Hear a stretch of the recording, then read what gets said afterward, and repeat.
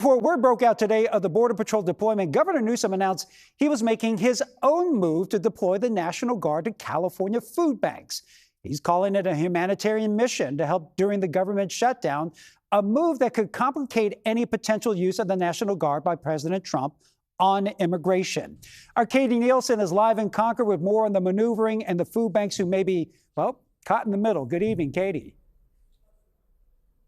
Hey, Ryan. Yeah, we talked with the executive directors of about a half a dozen different food banks today and asked them what they thought about the National Guard being deployed to help. And literally all of them said, thanks, but no thanks. What they need right now, more than anything, is food and funding.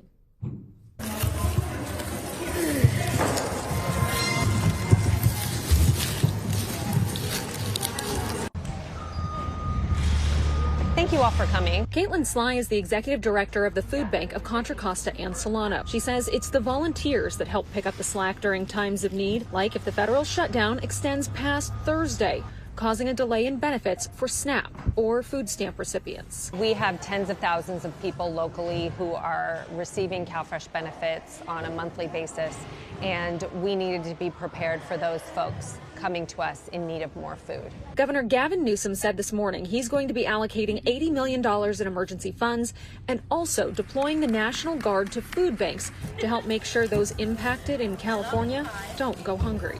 We were very surprised. We had no idea that this was coming.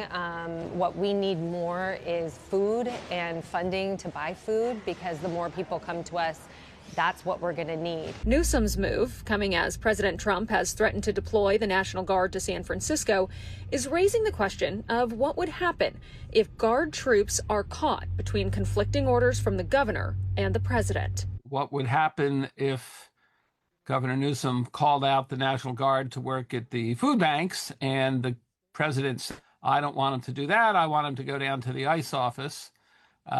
And the answer is we don't know, because like so many other things at this moment, it's unprecedented.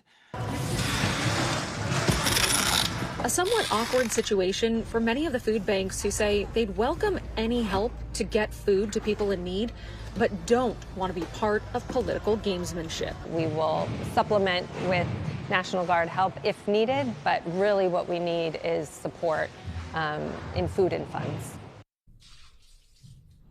Now, it is important to note that deploying the National Guard to food banks is not unprecedented. That is exactly what happened during COVID, when volunteer groups, just like the folks working here right behind me, could not come into the food banks because of social distancing requirements. The National Guard actually came in and did the work of the volunteers. But food banks say that is not the case. That is not what's happening right now. They're just expecting to see an increase in need. Now, the executive director here at the food bank of Contra Costa and Solano said she would actually be worried if there were National Guard troops at some of their food distribution sites, because with everything going on, that might make recipients too scared to come pick up their food for fear of some type of federal action.